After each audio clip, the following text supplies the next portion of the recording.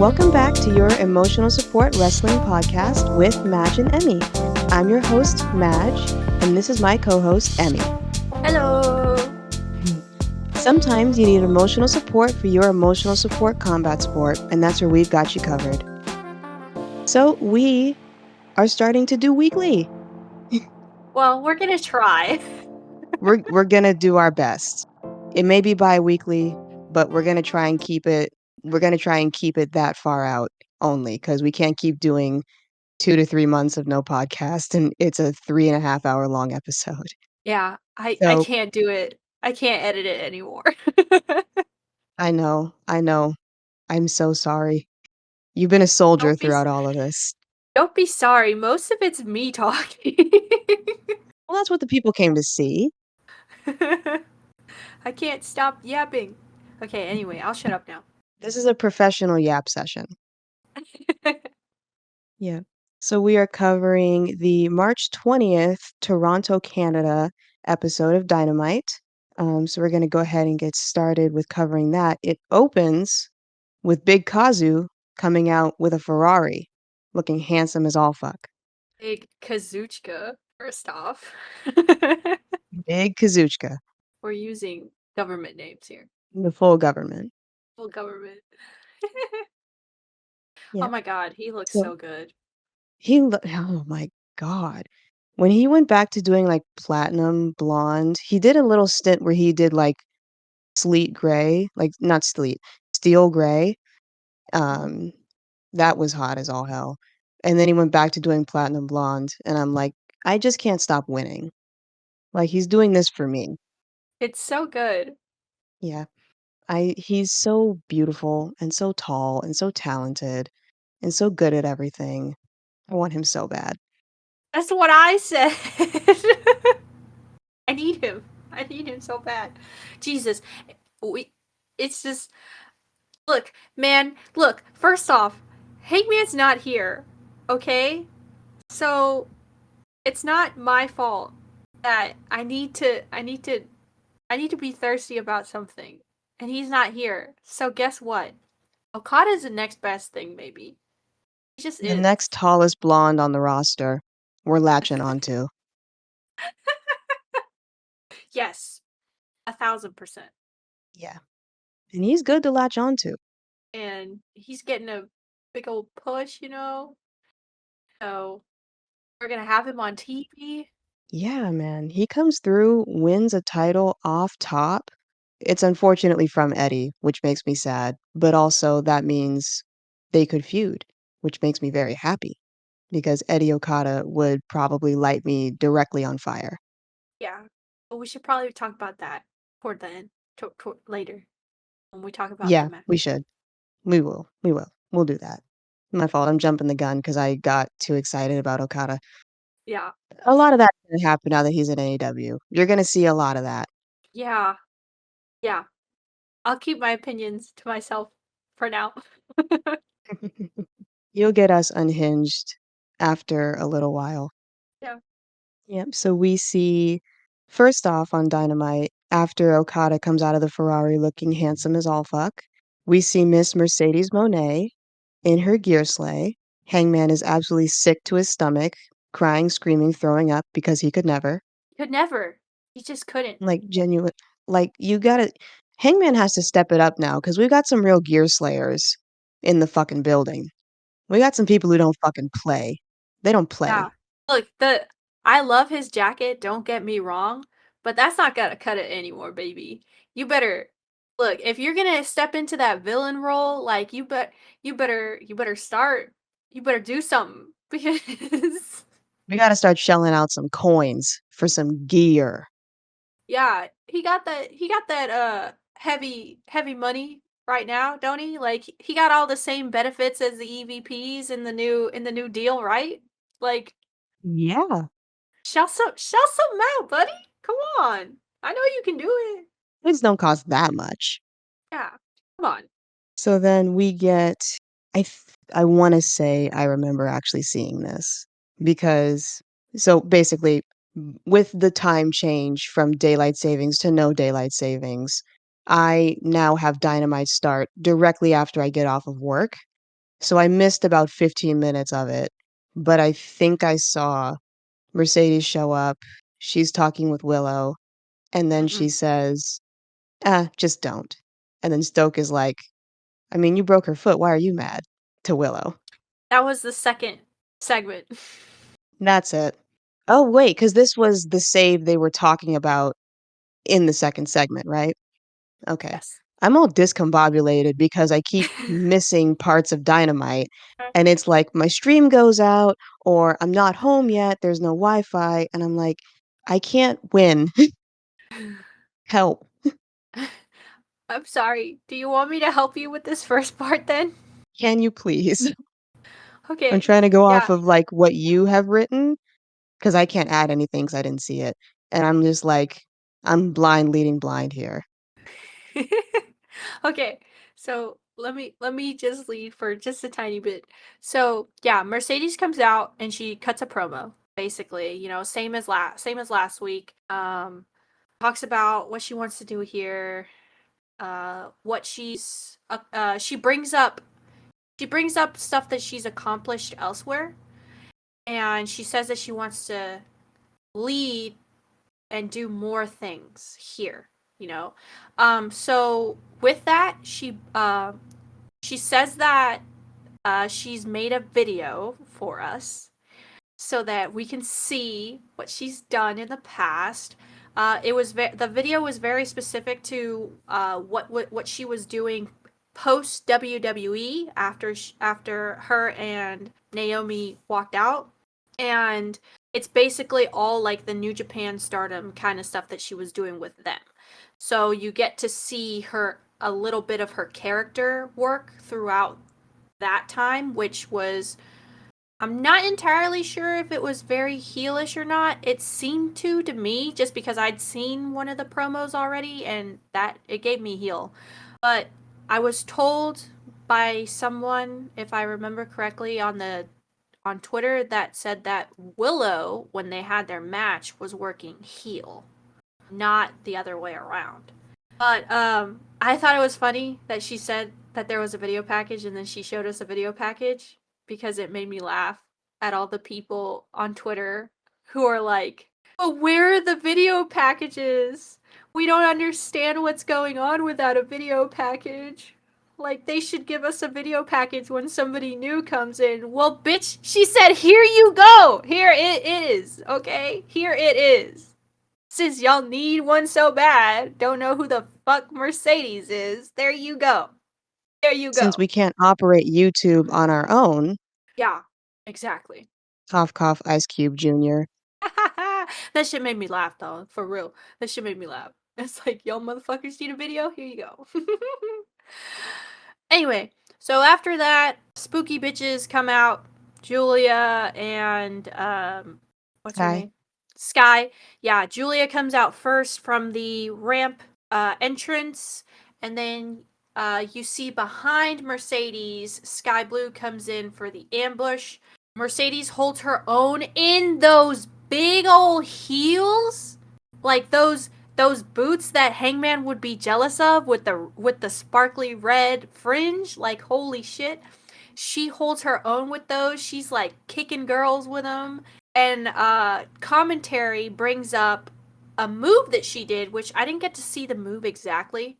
Like, I was like trying to take notes as I was watching, but there was one move that she did that was called the Monet Maker. And let me just say, with Okada in the house, I need the tag team stat. Like, I need it like yesterday. Like, where is it? We need Okada and oh my god, I was gonna say Sasha. It hasn't it's like me still fucking up and saying Daniel Bryan sometimes. It's like it's just ingrained in my head. I'm sorry.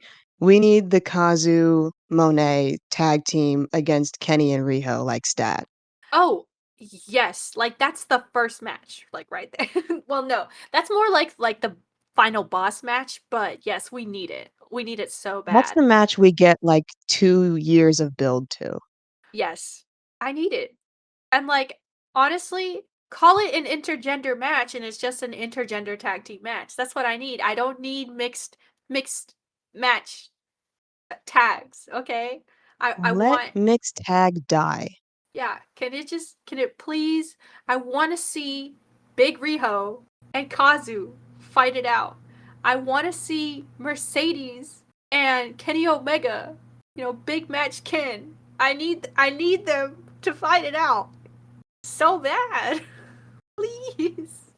And I want to see the tag team moves. That's the thing. It's like a mixed match. You don't like what tag team moves are there? There aren't like They, like, specifically keep tag team moves out of it, unless it's, like, literally the only, like, tag team move I can remember from the mixed tag matches from, like, WWE was when they had Alexa Bliss stand on Braun Strowman's shoulders and hit a Twisted Bliss off of him. I'm like, yes, I do "Yeah, remember that. do Yeah. more of that." Why Yeah. wasn't that the entire thing? More of those. I want those so bad. I need to see Riho ascend from high heavens and double stomp Kazuchika Okada in the chest is what I need to see. Yes. Oh my god, yes. I need that so bad. We will never achieve our dreams. Not unless like a female billionaire starts a wrestling promotion that's not named like Dixie Carter. Fucking no. Tony Khan has a sister. I think he said in the SXSW panel from like a week ago or 2 weeks ago that his sister doesn't watch wrestling. Like she doesn't like wrestling at all. I'm going to kill myself. It sucks for us. But anyway, we can dream I and we can mean, continue to hope. we will. We will. We're gonna fantasy book it anyway because that's the only way that we can get it. So yeah. After the spooky bitches come out, and Mercedes kind of gets some moves in, overpower her, and then Willow and Chris Statlander come to the rescue. There comes a point in said rescue where Willow picks up a chair, and instead of looking at anybody else to hit with the chair, she looks at Mercedes and just lingers there. And you get the sense that she's fighting demons and that she almost lets the demons win. And then I don't remember how she like pulls out of it, but then like that's pretty much the end of the segment right there. And like Mercedes gets upset with her because she turns around and sees or something, or Chris Stat like pulls her arm like what are you doing? And then yeah, that's how the segment ends pretty much. So then we come back to backstage. I think it's a pre-tape, and it's the Bucks, Okada, and Alex Marvez, and Okada says something in Japanese, I think, and Marvez doesn't know what he's saying. And Matt, like, gives him shit for it, for not knowing Japanese and not using his Duolingo. And Matt then tells us that he has a Duolingo streak of, like, I don't know how many days. And then he, like, speaks a little Japanese, and he calls Okada handsome at some point too, which so true. Matthew. I'm sorry, Matthew. Um, we are in the same boat right now. We're very, very much infatuated by Big Kazuchika Okada. We feel you, Matthew. We feel you. Yeah. So that's pretty much the segment. And then it goes immediately into the match that we're getting from with Kazuchika Okada versus Eddie Kingston. Edward comes out in this really fucking bomb ass black duster coat with like no sleeves. It's got lions on the bottom, like patterned at the bottom.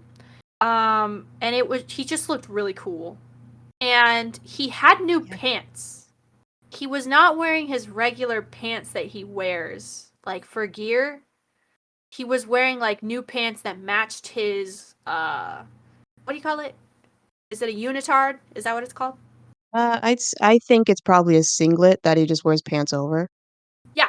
No, but I but do know yeah, I'm saying the pants matched the unitard that he normally wears. yes, 'cause my Yes. I finally got to turn it on, like, towards the end of Matthew essentially saying, "Get ready to learn Japanese, buddy."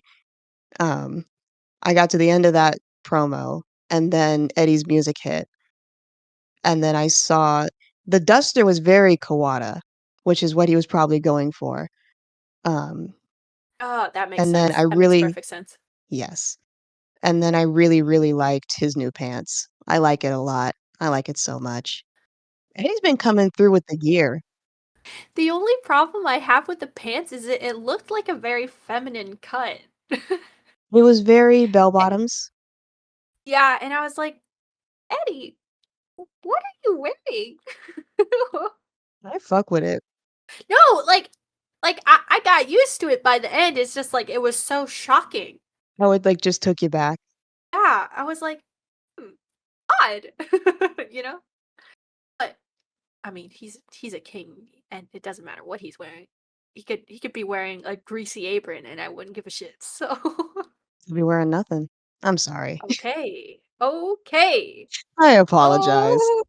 okay. I'm sorry. Whew! It's Saturday night, folks. Yeah, Whew. that one's on me. Whew. My fault. Saturday night's Okay. all right for a lot of things. You gotta you're laying me up for them now. If you don't want me to dunk, quit laying them up. Okay, okay, okay. Okay. So, um, I will be perfectly honest with you. I don't remember much of this match. I really don't. I was mainly I was mainly watching for the hotness that was on the screen, which was Eddie and Big Kazuchika. But I remember it being extremely hard hitting. I remember a lot of Yes. really, really solid chops, stuff you could probably Yes. hear from the rafters, and I was like, Mhm. "Oh, this just fucks. This is so cool." 'Cause Yeah. it's seeing Oh, seeing Eddie Kingston yeah, go ahead. drop kicks. I do remember the drop kicks. The drop kicks were so beautiful, so elegant. Okada's drop We got the kicks. king of the drop kicks in the house whenever Kazuchika is out here. Like, Randy Orton? Never heard of her. I don't even attribute drop kicks to Randy Orton, to be fair. Like I don't. I attribute him to acting like a gorilla. Yeah, that works, that works. I think of when I think of, drop kicks, I do immediately think Kazuchika, but because I watched so much Ruthless Aggression era and so much, like, modern WWE back when I was watching that weekly, I do know that Randy Orton drops a mean fucking drop kick. But he's just it's because of them giant fucking quads. He can get up so high and his legs are really long, but Kazuchikas are cleaner. Yeah. He's just got them long legs, man. Holy shit. I love a long-legged man. They're nice legs. I'm jealous. He's got great legs. It's, like, crazy. Um, my brother pointed out that there were a lot of very funny close-up shots of Kazu, There were. his face acting. And I saw on Twitter that somebody posted a bunch of the close-ups too. So it wasn't just him that noticed. And it was really funny because Matthew and Nicholas were shown backstage with Tony Khan. You know, Yep, like, 'cause in 'cause the they said in production the chairs. promo yep, because they said, we are gonna personally produce your match." Like, they were so fucking proud of Exactly. themselves. They were so proud of themselves. So you did get to see them a couple of times throughout the match, which was funny. There was also so he mentioned the face acting, my brother, the close-ups. I was like, that's because Matthew and Nicholas are in the in the production truck. Like they know they know what they're doing. Like they're letting him. get his shit off. You know what I'm saying? Like, um, They're doing this on purpose. they're doing this. Yeah, they're doing this on purpose. So yeah, lots of fun stuff in the match, even though I don't remember most of it. But the one thing I will say was that the win came kind of quickly in a way I didn't expect.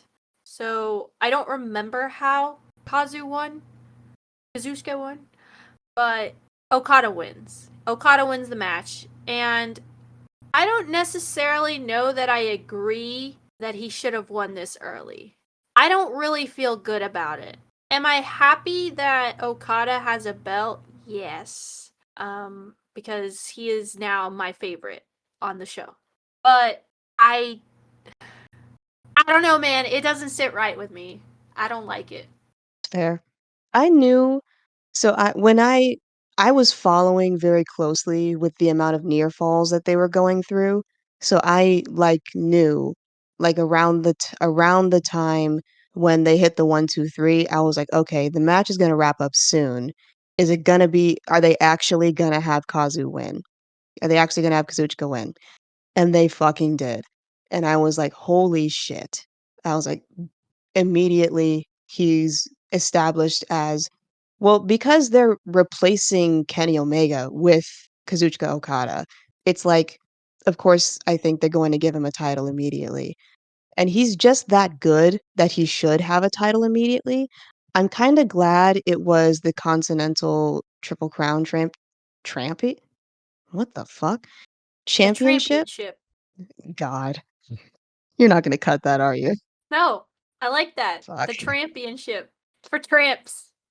Eddie Kingston, you are a tramp. Oh my god.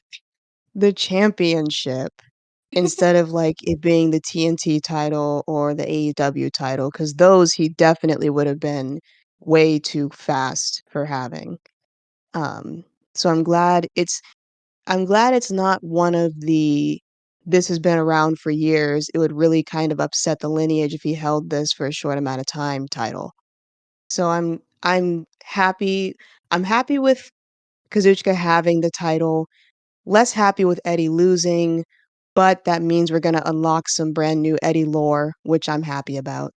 I hope it does mean something because, so today, this morning, while I was on my little road trip with my parents, I was listening to Trish and Sarah, and they said something about how having Eddie lose, because I think that this was like last week that they published, or earlier this week, so they didn't know that he was gonna lose yet, but they were saying that like having Eddie lose, especially because he barely got any words in uh, last week in the segment with Okada and the Bucks or whatever.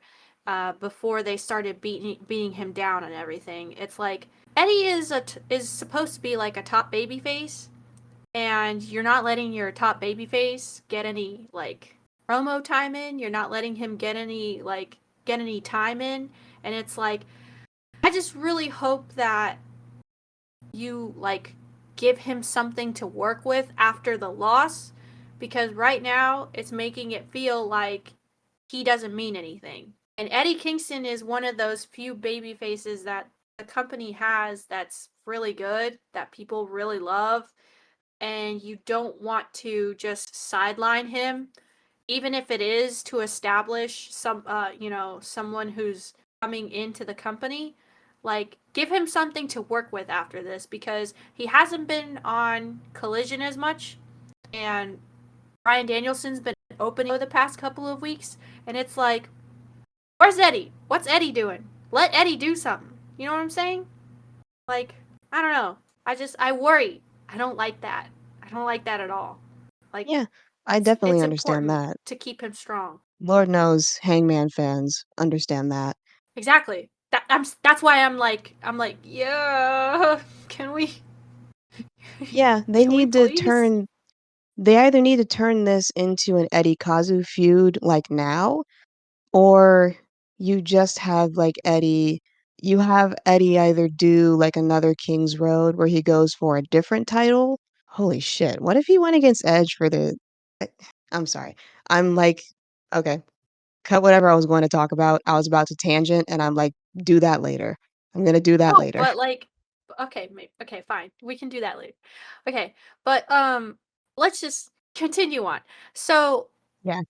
Okada wins and pyro goes off, and this pyro is like sickening, like how much pyro it is, and you can tell that he's a little bit surprised by it.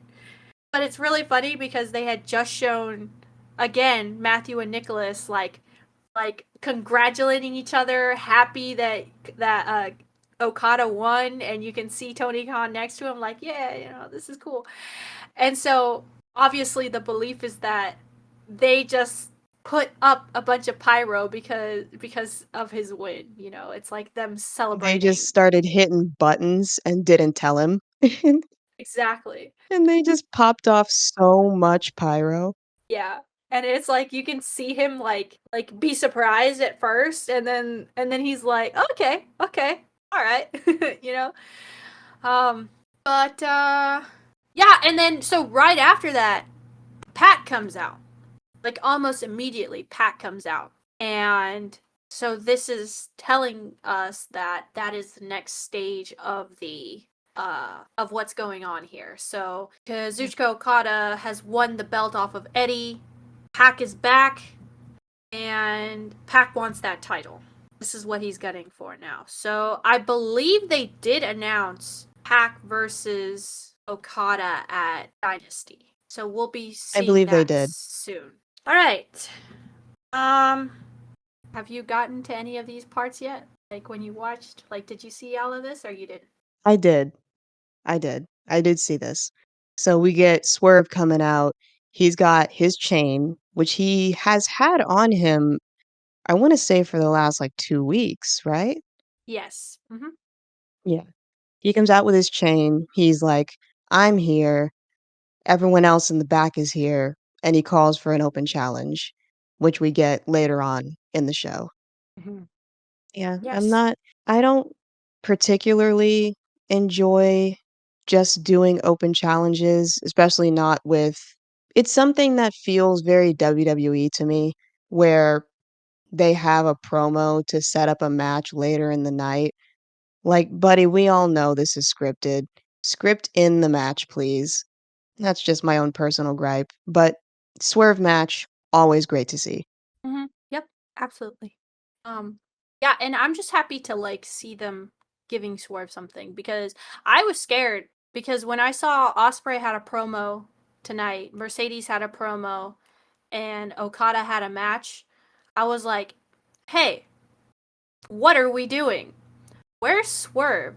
Do you remember how the title picture was like the hottest thing 3 weeks ago? And now you've barely mentioned Joe. Hangman's gone. And like, yeah, Swerve got that big, win on the season premiere or whatever. But like, where is he? Because that man needs to like continue to stay on television. So when they did not announce a Swerve promo, like for like the first 3 or 4 hours after they announced Will Ospreay having a promo, I was like, "Hey, where's Swerve? Put Swerve Where's on the the boy? TV. Announce Swerve on the TV." And it was really funny because one of my friends did like quote tweet the Will Ospreay or the match card or whatever, and they were like, "So we're just gonna forget about Swerve, huh?" and then like 4 hours later, they announce Swerve, and it's like, oh, they listened to me. Thank God. Good, because I was getting worried, because I don't like that. Once again, we need to, the baby faces that we have, they need to keep their momentum. And if Mr. Tony Khan is talking about, oh, this is a season premiere, this is the new 2021, you better not fall into the same cycles that you did after 2021, where you debuted a bunch of people and then everybody else didn't matter anymore. I don't like that. Don't do that. Please. I can't do it again. I can't go through that again. Not again. I'm not strong enough. Mr. Incredible meme. Yeah, I'm not. I'm really not. I'm not strong enough. I can't deal with this again. Don't do to I Swerve really what you could. did to Hangman. Well, that's how he gets the belt. He has to become Hangman. I'm kidding, I'm kidding. Don't repeat the cycle. I mean, he's carrying around a chain, threatening to hang people, and he's submitting people. So we'll get to that anyway. So then after that is when we have the Stokely Renee interview about the street fight. Yes. Yes. So Mercedes comes up. Chris thanks Mercedes for having Willow's back last week. And then Mercedes says something to Chris that was like kind of a compliment, and I was like, okay, Oh, okay, she was like, "I always wanted to face you," or something like that. She was like, "I always wanted to get here in front of you." And I was like, "Okay. Alright. all right, cook. Slay. Let's see Go that. off." Uh huh. And then I think so Stat leaves the frame and it leaves Mercedes and Willow. Willow pulls up to her and she starts saying like thank you so much and da da da da da, and Mercedes like stops her immediately, is like, look, you've done enough, okay? And I love the energy because it's nice to know that even in like the women's division, there's these odd interpersonal dynamics that you have to like bob and weave through. It's like, yeah, Kristat and Mercedes have mutual respect right now, but Willow is friends with Kristat, but Mercedes hates her because of this other thing that happened, stuff like that. And it's just like, yes, I like this kind of stuff. This is the kind of stuff that I would like to see. And like it makes sense, you know? Like, yeah, she broke her fucking ankle. Like Stokely's right. Like that's the thing that he says right after that. He's like, "What are you worried about her for? You broke her ankle." And it's like, "Yes. Like those are things that happen. It's good that we're touching back on them, you know?" And I don't know, it just creates like this, I don't know, drama. I Ooh, I love it.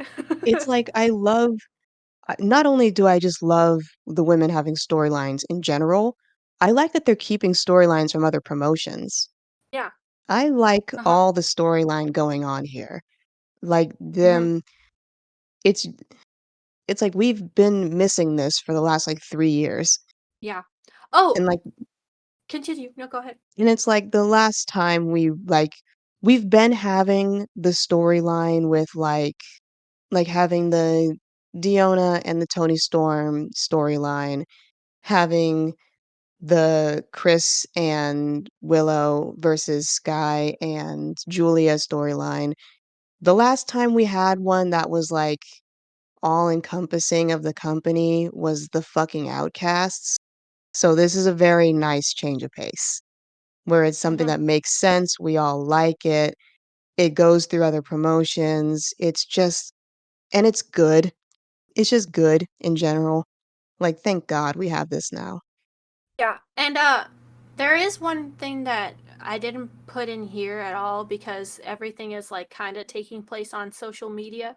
But so last week when Mercedes debuted, they had a Ring of Honor taping beforehand in Boston, and Anna Jay had a match with Mina Shirakawa from Stardom, and it was really funny because uh, afterwards, I think it was Anna Jay who started it, but she said something like, "Hi, Mina." And then Mina was like, "Hello, Anna." And everybody like lost their shit because I guess Mina has a history of flirting with like her opponents or other women wrestlers. So she was in a tag team, I believe, with Mariah May, and everybody snitch tagged Mina like to Mariah May, and it was so funny because Mariah May. Okay, so wait, I saw this. Captain Sean Dean also snitch tagged her, and then Mariah May was like, "I'm gonna fuck you up." Like to Sean Dean for showing her that, like, even though she'd already seen it. But it was like, it was so funny. And like, I don't know if they're ever gonna put that on screen, but hey, lesbians? They should put more lesbian stuff on screen. Like, they should. You're literally letting guys kiss in the ring. We can do some flirting between the women. Like, please. We can do a Like, lesbian storyline. We can do that. look, my girl Jade Cargill already kissed Ty Mello in the ring. Tony Storm did that weird shit where she smelled Deanna the other day. Like, Oh, it was yeah. like it was like a couple of weeks ago before Revolution where she like just like sniffed the side of her face, and it was like, Just scenting her. girl, just like, what are you doing? And you know what? I want to continue this trend. I think we should keep doing these things because they make me insane. I like it. I like it a lot. We should keep doing that. I'm with that. I love that shit. I dig that shit. Okay. Both teams. I play both teams. Like, let's do it. Like, why not? Yeah. There should be more, is all There I'm saying. should be more. More men kissing, more women doing weird, feral, lesbian stuff. Intricate rituals. Yes, the intricate rituals. Yeah. So Alright. that's like the second women's segment that happens, which, holy shit, count the women's segments. How many women's segments did we have today? We had 4 in on Dynamite. Yeah. No, Yeah, you're I'm right. sorry. No, We had segments, we had so that was 3. the one, We had 2, 3. 3, and then the women's tag street fight was on Rampage. Street Fighter was Rampage. The women's tag with, Thunder, Tony, and then Diona, and who was her tag partner again? I have her face in my head. Thunder Can't remember Rosa. who she tagged with. No, Tony tagged with did Tony tag with Thunder? Tony tagged with Mariah, and Deanna tagged with Thunder Rosa. Mariah, that's who I was forgetting. Oh, you were talking about Tony. Okay. But yeah, in the 3 hours, I feel like there was a significant amount of like women's stuff going on, which was very nice to see, I think. A very nice change of pace. Thank you, Miss CEO, for all that you have done already. She's the real CEO of AEW, by the way. She Mhm. booted Tony Khan. Yes. And I'm fine with that. That's fine. It's okay. I, Um for one, accept our Monet overlord. exactly. I for one welcome our new overlord. So do you want to start this next one off? This next part off, or do you want me to talk about Hook and Jericho? You know what? I can do it Okay. because this was actually a pretty good match, and that's because Jericho was just getting brutalized through all of it. Like, Yes. we start off, Hook suplexes that man onto his neck, and you're like, every time Jericho takes one of those bumps, I always just have, like, a little just a little glimmer of hope, but it never pans out, and Jericho just keeps wrestling. But Maj, please. We do not condone injuries here. You don't? Or No, I'm the I'm kidding. no. I'm kidding. I'm sorry. I am kidding. I am kidding. For legal reasons, that was a joke. But look, but if he wants to take a tiny vacation, he can go If take a he wants vacation. to if he wants to go visit, I hear the capital is beautiful this time of year. I've gotta stop. Please. Okay. Okay, So okay. yes, The the actual match was good. match, the match was awesome. It was a really good showcase for Hook, who I am literally always behind. I want the best for that little man so bad.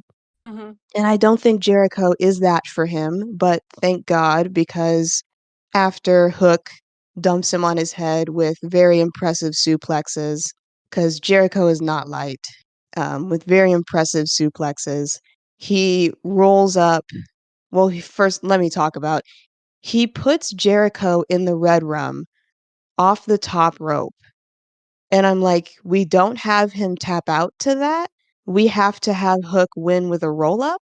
At least he wins, but at least he wins, but it's like that Takeshita match where it's like he had to cheat to win. I'm like, What are we doing here? Why? This is not putting people over. This is protecting yourself and no one else. Exactly. Like, what does it matter that he beat Chris Jericho with an inside cradle? Come on. Come on. What happened to Action Andretti after he rolled Chris Jericho up for the pin? Nothing. Nothing Not a happened with Action goddamn Andretti. thing. Not a god fucking damn thing. Okay? He can play off that he's trying to help the younger talent and put over the younger talent all he wants, but nothing actually happens. Nothing. He's just clinging to uh his own relevancy, and he doesn't care who he steps on to do it. Yeah. Like, what did you do for this boy apart from him giving you a good match? Sorry. He literally I don't know.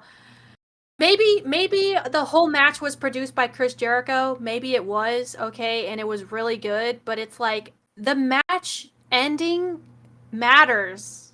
It does. it matters like a lot. Especially with a young kid like that. Like it needs to make sense. And that didn't make sense. It didn't. Not at all. I'm just It's disappointed. like it's like thank God Hook is like a genetic freak and he's not normal and he's like made to be really good at professional wrestling Mhm. because otherwise that match would have just been dog water. Because you can't rely on Chris Jericho to have a good match anymore. He needs to be carried by someone who's so much better than him all the time now. And it's like, can he just go out to pasture already? Like, I need you to hang it up because you're slowing everything down. You're dragging down this goddamn company one successful over young talent at a time, and I'm getting to my fucking limit. Yeah. I'm really just not happy with Jericho right now. I need him off my TV. Yeah. Jesus. Oh God. Okay, so moving But on. okay, wait. No, don't move on yet. Oh, There yeah? is one last thing we have to say. So, okay, even though the match finish was weird and we both agree that like we don't think it did Hook any favors, commentary did make it like a huge emphasis that Hook pinned the first AEW World Champion. They did. They repeated it like at least twice, and then on social media too, when they posted the clip of him winning the match, they captioned it with Hook just pinned the first AEW World Champion. So I want to say that that's going to lead to something, but all that tells me is that Jericho's going to want to get his win back. I guess. I Yeah, don't fucking know. I don't know. And it's just I hope it leads that's to what I would something good assume. though. Huh? I said that's what I would assume is Jericho is just gonna keep fucking following him around and he's gonna want more matches and it's gonna become this year-long god-awful feud that nobody likes, like every single one of Chris Jericho's feuds. But maybe not. Maybe that means we bring Hook up to fight for a different title besides the FTW. Maybe he goes for TNT, maybe he goes for Continental. Who knows? Maybe we get something good out of this, but I don't have high hopes because of what we have already seen Chris Jericho do before. There's no reason for him to just stop now. We'd like him to, but he's probably not going to. Yeah. Yeah. But anyway, we persevered. You know, we grin and bear it. We bear our cross. So on to the next. We get it's not necessarily a story time with Adam Cole Bebe, but it is a nice little Adam Cole Bebe pre-tape. Hmm. And this entire thing is just him dogging out Wardlow for losing to Joe. How does that make you feel, Madge? How does that make you feel? Makes me feel bad. Like, I'm sorry, Wardlow. I'm sorry, hun. Mm, when you are literally the only person who wants the best for for this man, you're fighting an uphill battle. You're ice skating uphill is what's happening. How does it make you feel about Adam Cole? I genuinely there's nothing you can do to make me hate Adam Cole. We've tested those waters. There's nothing you can do to make me hate Adam Cole. Okay, He good. stepped to Hangman. He stepped to the Bucks, he stepped to Kenny. I still love him. Okay, So good. it's like, yeah, I was I'll I you was worried that your Adam two Cole, loves would like butt heads in this. no. Okay, good. We still love Adam Cole in this house. Adam Cole, baby, they could never make me hate you. Good. Good, because people on Twitter are saying he's washed, and this shit pisses me off. No, the fuck he's not. Guys, he's injured. What the fuck do you mean? He's washed. He shattered his ankle. Give him a minute. What are we talking about? You're lucky you're even seeing him. Be appreciative. They're not though. They're not. They're not happy with the direction of the devil group as a whole. Oh, we're still bitching about the devil, huh? Bitch, it's been 4 months. 3 months, actually, sorry. Like, Yeah. I don't. Undisputed Kingdom is not bad. They've just had unfortunate segment blocking, and then you guys are also just mean about Wardlow. Undisputed Kingdom is not bad. You are just mean. You guys are just Exactly. mean. You're just being mean to him. Be nice to Look, him. look. I like everybody in Undisputed Kingdom except for Wardlow. I'm not happy with Wardlow right now. I'm just not. I'm sorry. I'm not happy with Wardlow. Adam Cole, it's like, I mean, what can you do? Like, his ankle is broken. So I'm not gonna hold anything that he does against him. Sorry, that's just like a pre a precursor to my hate is that you actually like be ring ready. So like if you're ring ready and you suck, well, I'm gonna hate on you. Okay. Especially if you're a man. I feel like I'm gonna hold men to a higher standard because they deserve it. They deserve to be held to a higher standard because them motherfuckers like to talk a bunch of shit. Okay? But women, okay? Women, I'm gonna give them so much leeway because I believe that they just deserve the leeway. You've had it Like, hard enough. they have exactly. Like, what do you expect? People are mad at Anna J right now. Sorry, I'm just completely like taking over this Go part ahead, because go ahead. I need to talk about this because it's pissing me off. People are mad that Anna J supposedly like is still not good. And I'm sitting here like she literally started wrestling pretty much in AEW. What the fuck do you mean? She started 4 years ago. Okay? Adam Page was not good 4 years into his career. You guys barely started looking at him 7, 8 years into his career. What the fuck are you talking about right now? Stop talking. It's pissing me off. And I stole that People from Trish and have Sarah because Hangman. Nobody was looking at Hangman 4 years into his career, okay? Okay, but yeah. Uh Come on. people have, like, weirdly high expectations for the women, and then they sit there and they cheer Chris Jericho. Like, math's not mathin'. Like, okay. And then I need to kind of compare this to what happened with what's her name? Maxine. Um so like if the crowd wants to boo Anna J, I'm not going to get mad at them. But like cuz like then it's like you're not letting the crowd react to things that the way that they want to. If they want to react that way, fine, fuck it. Let them react that way, right? But like don't sit there and act like Anna J hasn't improved in 4 years. She has improved. She can have good matches with people. She's had good matches with people. Or is she consistently a good wrestler? Oh, but also her matches are kind of like short. Like most of her matches aren't very long. It's not like she like like is continued to like be pushed more and more. You know, like I don't feel like I don't see enough of Ring of Honor to really tell you how much time she's been getting in matches.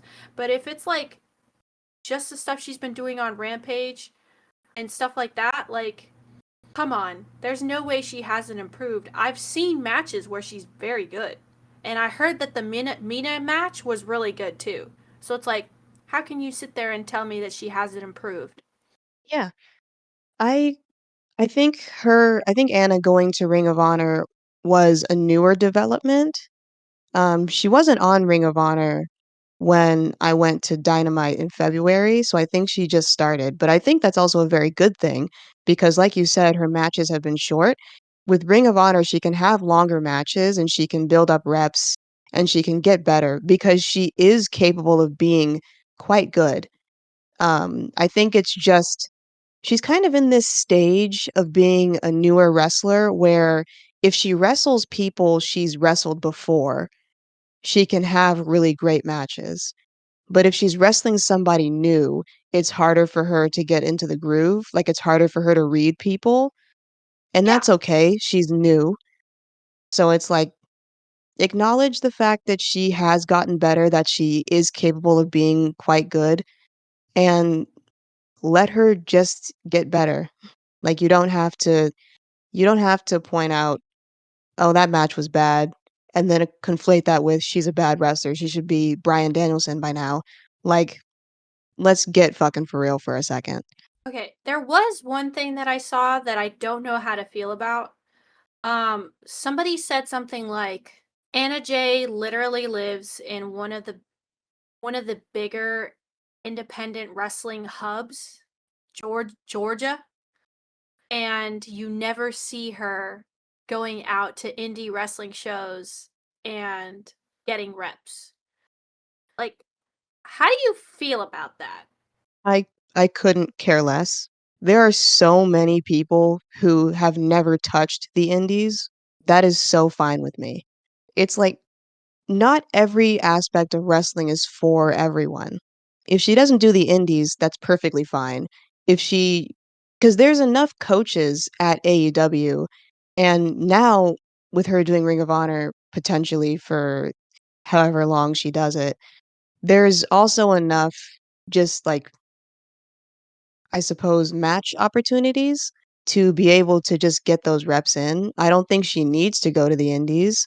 If she wants to, that's perfectly fine. Like, I don't mean to bring up Randy Orton again, but I was recently watching his documentary and he didn't necessarily he has never touched an independent. He learned entirely through WWE. It was different because they had a developmental system, but also technically so does AEW. Not like a whole different promotion. Well, kind of. Now with Ring of Honor, they kind of have their own developmental production, plus they have their coaches who you can train with all the time. So it's like you there is no prerequisite to becoming a successful pro wrestler besides just putting in the work. So that's Yeah, really to me, that's all you need to do. Wherever you do that is perfectly fine. listening to what you have to say about it, uh, I want to also say that like it could also be an issue of trust. Like maybe she just Yeah, feels more comfortable in the AEW sphere than she does going out to like different little independent wrestling promotions where she doesn't trust the people that work that, book the place or like run the show or whatever. So it's like, and also she's a woman, so it's like there's obviously going to be some distrust there. Like you want to be in a place where you feel comfortable working. You don't want to that like is maybe you don't want to go to all these different little places and not be sure of who's going to be there, who's going to have your back, who's trustworthy, all these different things. Like it's still the independence, and considering how the monopoly treats its wrestlers and its workers in the wrestling industry, like do you think that's any better in independent wrestling? Come on. that is a fantastic point because, yeah, the indies, especially in Georgia, lawless, totally lawless. You never know who is behind the curtain at one of those independents. If they're not like a notable independent wrestling company, and even then, they can and will hire just anybody. I would much rather spend my time in the company with people I have known for 4 years and wrestle there than roll the dice with independent companies when I don't have to. Yeah, exactly. And the thing is, she doesn't have to. That's the thing. She doesn't.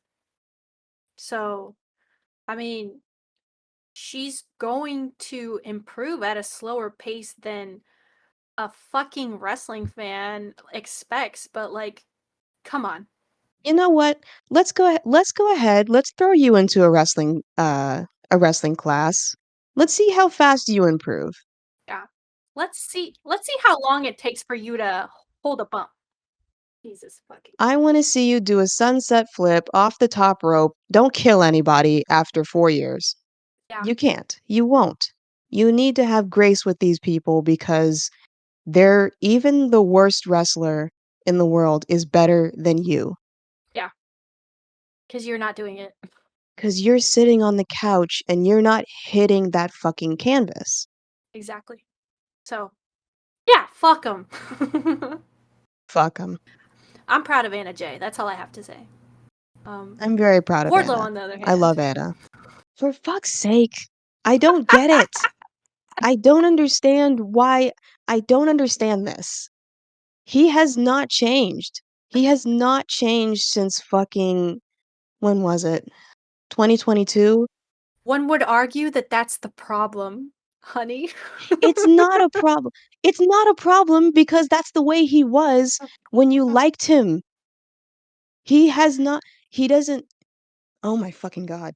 It's not a, oh, I can't get the words out.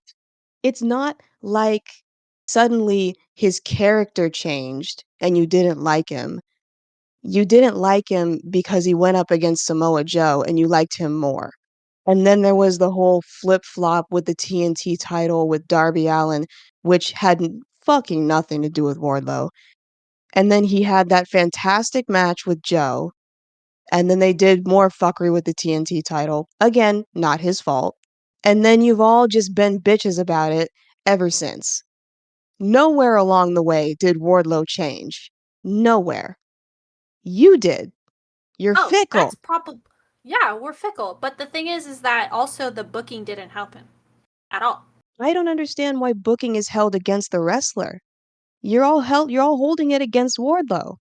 I got bored of his matches. What do you want me to say? How is that possible?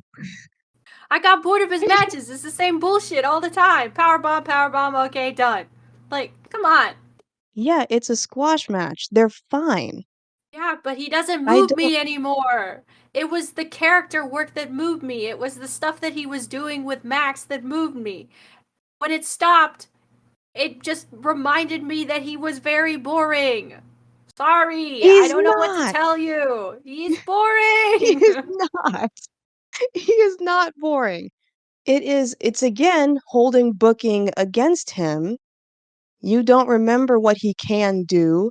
I don't understand why you can't. I think about it all the time. Look, I kind of see, you're I biased because that man picked you up. So all right. Okay, so we're gonna okay. Okay. I see how it is. I see how it is. That is not I'm gonna keep it real with you. That whole tyrant I was going on, I didn't even remember that. I was solely going off the wrestling. 'Cause I remember in 2022 when he was hitting his I remember his match with Lance Archer. That's what I remember. That's what I always go back to. It's like, you could never make me hate you because you did this. I will always go back to this when booking is not kind to you. I will not hold it against you because I know what you like to do. I know what you can do. I know what you have done. I know what you will do in the future. So I simply hold out and I wait. And I enjoy what I am given because it's still you and I like you. you're so loyal, Matt. I am. I am a loyal dog. But anyway, you know who's not a loyal dog? Adam Cole. Beautiful segue. I have no notes. That was actually fantastic because he's the loosest bitch possible. His switch up So, on Wardlow, generational. what'd he have to say about Wardlow, Matt? What'd he say? He said, I remember this so vividly. I'm not angry with you, Wardlow. I'm disappointed. Shut the fuck up. Shut up. Oh my God. You just spent the last 2 minutes talking about he failed, he's not good enough, he had one job, and now you just wanna, I just want the best for you. I'm just disappointed in you. Oh my God. That's very classic Adam Cole, though. God bless. Biggest manipulator in the game besides CM Punk. Yeah. Me entering a male manipulator contest and my opponent is Adam Cole. That reminds me of that weekend that John Moxley did that amateur wrestling tournament or whatever, or what was it? I don't even remember. Yeah, he did it was like a 3-day weekend thing, I wanna say. He did the amateur wrestling, he came out first, and then he did Bloodsport, and then he did, another amateur not amateur, another indie. I know what you're talking about. Yeah. But somebody on Twitter was like, imagine you go to an amateur wrestling tournament, enter a amateur wrestling tournament, and your your opponent is John Moxley. I'd I'd just give up. I'm like, I wasn't cut out for this, actually. I I quit. Oh. My fault. But yeah, he was like, Wardlow, your new job is to make sure Taven and Bennett keep their ROH tag titles. And then he told him, don't screw it up.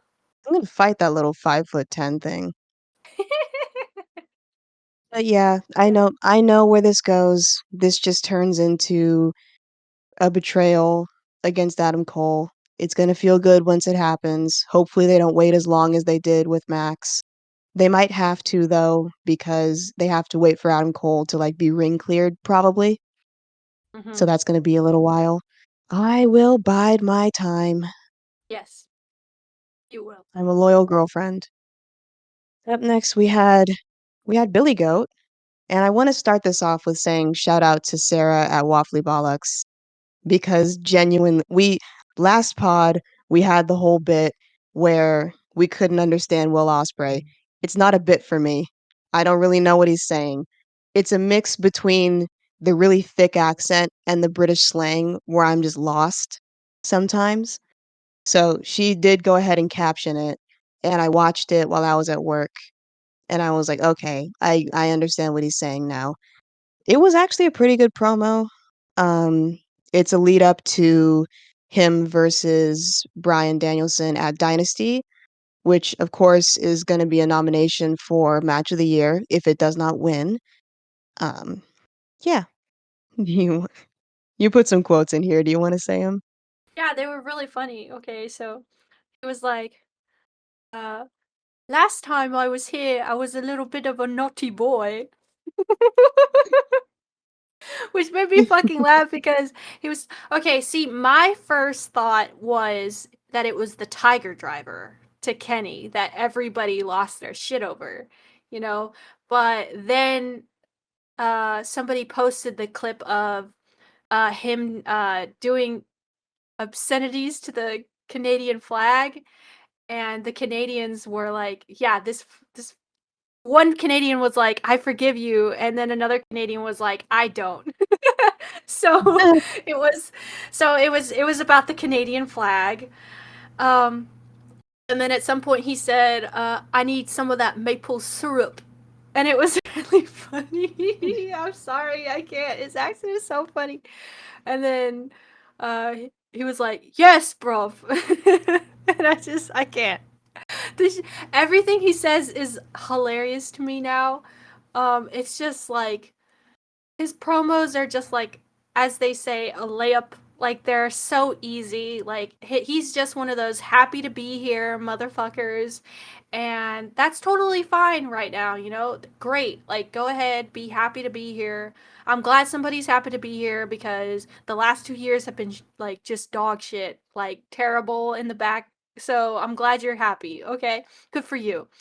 Um, the gist of the promo was something he did this weird analogy talking about how Brian had said something about how Will Ospreay couldn't fit into his shoes on Collision last week.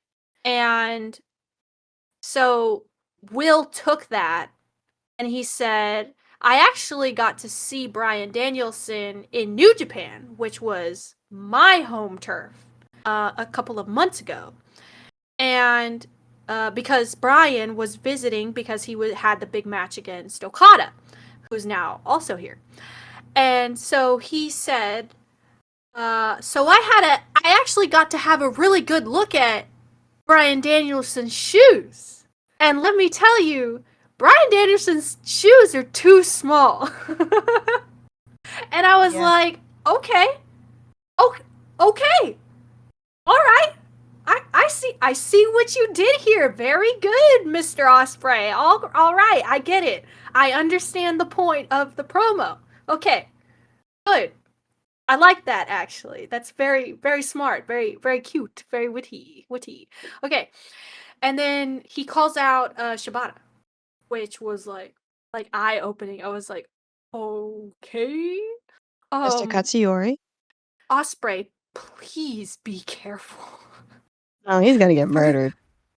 for the love of God, that man is a treasure. Please don't hurt him. I I'm don't think scared.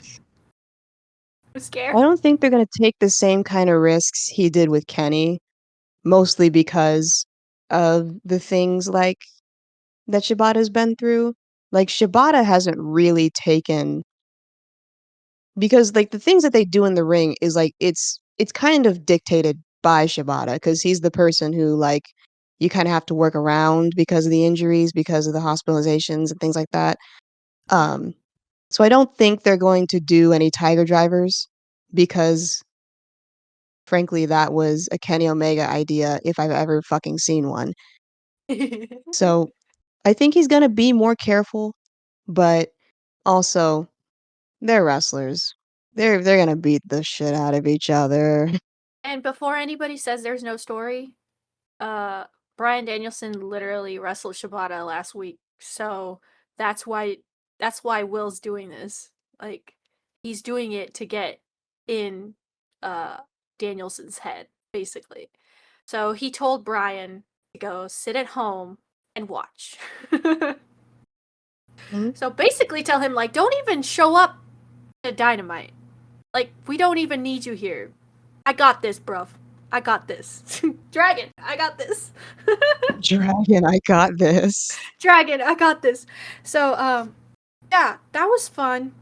It was a fun Yeah. little segment. I enjoyed it a lot. There's a couple things He's that I thought of just now that I didn't put go on the ahead. outline that I want to talk about. Osprey's accent reminds me of when Kyle O'Reilly in like 2020 NXT or 2021 NXT was talking to Pete Dunne post War Games and he was like and Kyle just mocked him. Like Pete said, "Shouldn't you be at the hospital visiting your mate Bobby?" And not Pete, and Kyle just gets on the mic. "Shouldn't you be at the hospital visiting your mate Bobby?" And like, that's all I can think about. That's all I hear. Is just the mocking accent from Kyle O'Reilly. And then the second thing, yeah. And then the second thing was, I like the use of the filling your shoes that Osprey used because that is exactly what Kenny used on him in 2022. That's exactly like Kenny said, I don't know why I thought I could entrust you to fill my shoes when you haven't even finished filling your diaper. Filling? No. You haven't even finished growing into your diaper. So it's like, no, I messed it up again. You haven't even grown out of your diapers. You can't grow into my shoes, you haven't even grown out of your diapers. And it's Yeah. like I so he's just tired of people. I think he said it like that in this promo. He said you and Kenny talk about filling shoes or something like that. So Yeah, I do believe that he said more than one person has said this to him. So that's a yeah, nice callback to what you're saying. yeah. Fact of the matter is, he's tired of wearing other people's clothes. Unlike Okada. I need to see that Instagram post. I need to see that Instagram post of him wearing the Bucks' gear. I need it. I need it so bad. Because you know he's doing it. It's there somewhere. We just have to wait. We just have to wait. I'll post it Yeah. eventually. Yeah. All right. Then next up, post Will Ospreay promo, we had the women's tag. I don't remember much from this match except, Me either. yep, I remember Thunder getting the pin, and I was like, yeah, good for her. Except Deanna was not happy. Because it was kind of like that. It was like the enemy of my enemy is my friend type of deal. So it's like they're not the tag team like Tony and Mariah are. They're working together for the common goal, but it's like they still want that title. There's only Yeah. one title holder. And yeah, and you gotta remember, Thunder Rosa's coming back after a huge stint being gone for a title that she never lost. Which she did mention earlier. I forgot that that happened. I believe there was a segment, maybe it was on Collision last week, but there was a point where I remember seeing Thunder Rosa's face and Deanna, and Thunder Rosa said something like, uh, I'm coming for that title that I never lost. So Yeah. Deanna not being happy makes perfect sense because she was, I'm sure she was expecting her to get the pin, which would give reason to her getting a rematch, you know? But Thunder Rosa got it. So it's like, oh, I don't like that at all. Like, This oh, I've got sucks. competition. Yeah. Like, man. Yeah. And then I So remember I like commentary this new. saying, Yeah. yeah, I'm I just remember saying I commentary like saying more. she had lost the title. And that's fantastic. What are we doing? God damn it. You go It's first. like, have you ever have you ever had like a standoff when you're at like a turn and you're driving and you're Yes. waving the other car and the other car is waving you and then you both end up driving at the same time, then you're stopping at the same time, then you're waving again at the same time and it's just like we're gonna get into a car crash. Somebody just go. Yeah. That's what happened here just now. Yep. I'm gonna let you go first. Okay. I don't even remember what I was gonna say. Yeah, I do remember now. Okay. So I was gonna say that it's really like nice to see some more interpersonal dynamics with the women, you know? Like there's more shit going on. Like they're competitive people. Like you love to see it. You love to see that it's not just all fun and games around here. And yeah, like you're gonna be on my shit list if you're stealing my thunder. So Oh my god. I'm sorry. I'm just lobbing these bitches today. Yeah. Go ahead. Okay. What I was gonna say was it's kind of tying into what you were saying is the storylines to all of this, all the interpersonal different connections was commentary during the match mentioning Thunder Rosa wants the title that she never lost. She had to relinquish it. So it's kind of like it's like I enjoy there being backstage, in ring, and then there being commentary mention of all the things that are connected into a match. Hmm. I like that the women are having all avenues now to tell stories and tell good stories. Hmm. I agree. Yes, this is good. Like giving them more resources is what it feels like, which is nice. Yeah. All right. Then we got Swerve. He comes out to the ring. He's got his chain still. It's time for his open challenge match. So he's just kind of out there pacing a little bit.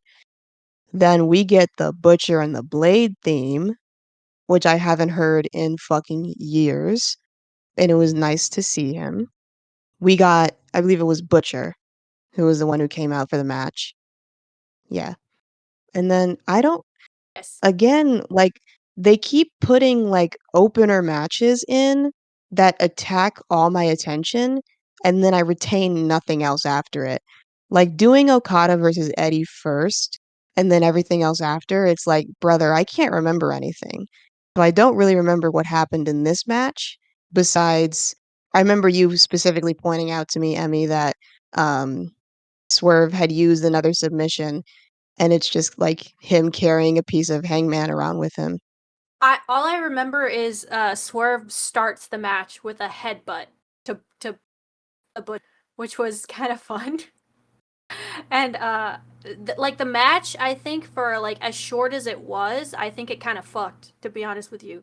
Like I thought it was kind of really fun, and then Swerve gets like the fast win with a submission, and someone on commentary pointed out that may be Swerve's first win by submission in an AEW ring.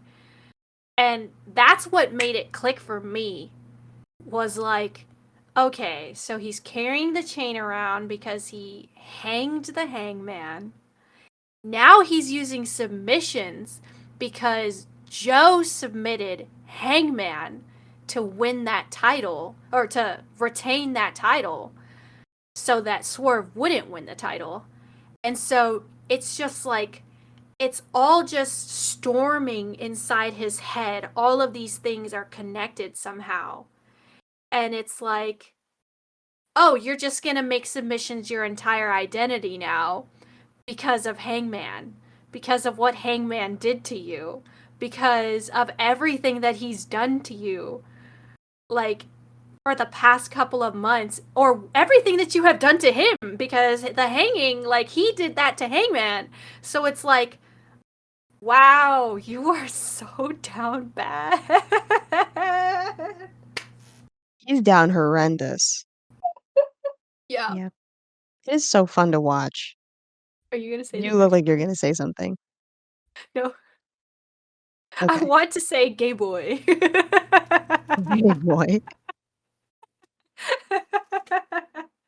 I was trying to keep it in, but then you brought it up, and I was like, okay, fine, I'll say Yeah. Gay it. boy. Funny story about that. I accidentally put that in my vocabulary because I watched like an old clip of like Amy Winehouse going through a record store, and she was talking to one of the people who worked there, and she was like, "You know, as a man, if you're an Aquarius, you're gay." And he's like, "Really?" And she just goes, "When's your birthday?" And he goes, I want to say he says January or February, whichever one it was. And she just goes, "Gay boy." Yeah, I believe Aquariuses are in February, yeah, but it could also be late January. Yeah, I don't know astrology that well besides my own sign, which is a very Leo thing to do. I know. All right. So then post-match, we have Swerve starting to do a promo on Joe, which I don't really remember the promo, what he said. I remember him getting on the mic and him jaw-jacking because the match was it was kind of a squash, not really, but it was short. And then we get Joe actually coming out to who's then on the mic to jaw-jack against Swerve. And Mm. then you quoted him, "Logic should dictate that I ignore you completely." I'm sorry, that line went so fucking hard. Joe kinda talks like Thanos or like Bane in the fact that he says words that you would put on an not an inspirational quote, but you would put on, like, an all-timer quote list. Like, he Yes. speaks in quotes. This walking Yeah. domestic dispute, it ends tonight. Yeah. He's like what is he so good at that for? I think Yeah. I think he's I'm getting off into another tangent, but I think it's like he had one of the most memorable promos of all time cut on him by a fucking freak who is not normal. And I feel like every day he has to live up to the expectation that he has to like somehow be just as memorable as that one promo. That's what I think. That's my headcanon. What do you think? That makes sense, honestly, because it's like people like TNA posts, like, the anniversary of that promo. So it's like he felt a need, he has to come back from that every single time he's on the mic. just trying to one up that with just the one promo that just buries that one. He hasn't gotten it yet, so he has to keep trying. He has good one-liners. He can do one-liners. He I can do I just very good one-liners. I just don't know if he could ever beat that promo. I think it That was eats at like him, you know? yeah, that was like 2 uninterrupted minutes of just memorable blabbering that everybody knows all the words to. It's crazy. It is. Yeah. So then with Joe's promo, he's being a heel to the crowd because Joe is always a heel, even though everybody loves him. So he's being a heel to the crowd. And then I remember this. Don Callis comes out. For the love of fucking God, why is Don Callis here? Why are you here? Canada. Canada. Oh, I forgot about that. Canada. You bring all these goddamn Canadian cretins out. I'm proud of that one. I thought of that on the spot. You bring all these Canadian cretins out, and it's like we don't really need you here. But if you're gonna announce Takeshita versus Swerve, then fine. I'm good with that. I'm cool with that. I I'll was allow so it this unhappy. time. I was so unhappy when he came out and then he said Swerve versus Takeshita and I was like, "Oh, hold up. Maybe old bald head is cooking." Usually it's who let bro in the kitchen. This time we're gonna let him cook. Yeah. But yeah, that was basically the end of the promo. It was just like, yeah, okay, Swerve versus Takeshita, let's fucking go. And then we have the main event. Then we get to the main event. So we get Cage versus Cope. We get the I Quit match. And it's like I did you see Mr. Copeland's Instagram post that he made this morning about the match? No, ma'am, I did not. It was let me see if I can find it real quick. It was like him encapsulating like everything that that match meant to him. And it was like, this is why it was essentially the reason this whole match was the reason he went to AEW. It was the reason he came back to pro wrestling. He said he wanted to be face to face with Christian again in the place they grew up after 40 years. And it like that was his crowning achievement for Mr. Copeland. It was having the match against Christian. They're both at like their not their peak form, but better than they felt in like 10 years. That was what he was chasing and he got it. And I'm like, you have to stop making me so emotional every single time you step in the ring, please. Let me Yeah. I'm looking at the post now. It says, "When I first came back to wrestling back at the 2020 Rumble, this was the match I always wanted to get to face with Christian Cage in our hometown 40 years after we first met. AEW made that possible." Cool. I'm gonna cry now. And it's Yeah. it's a nice bit of good uh goodwill for the company too, cuz of all the shit that's happened in the past 2 years. It's nice to see that a veteran from the other place, actually had something nice to say about, AEW, and let's just keep this trend going. I like this trend. It's good to see this. Because, like, even Mariah May last week also posted that on Instagram these pictures of her with her family in England, and she was basically thanking AEW for being the way it is. That it gives her the time to go back and spend time with her family, not like other places that force you to live in Florida and not see your family. So, um, it's just really nice to see how everybody is enjoying their job. You know, I Yeah. like that.